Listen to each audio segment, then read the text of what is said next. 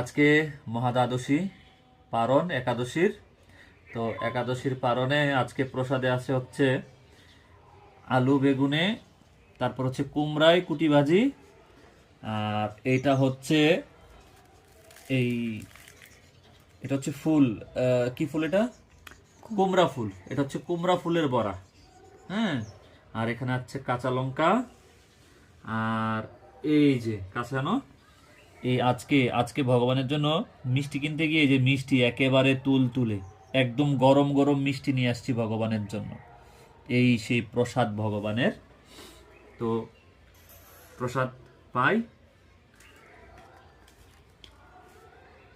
আমি আবার প্রসাদ পাবার আগে, কারণ আমরা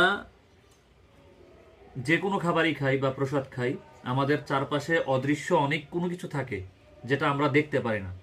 আর এই প্রথম গ্রাসটা তাদের উদ্দেশ্যে আমি এখানে রাখলাম।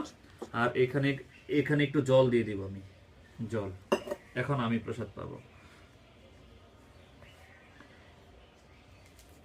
প্রসাদ দেখলে লোভ সামলানোটা, মানে কি বলবো, মানে জিভে জল চলে আসে প্রসাদ দেখলে। চলুন, প্রসাদ। কাঁচা লঙ্কা।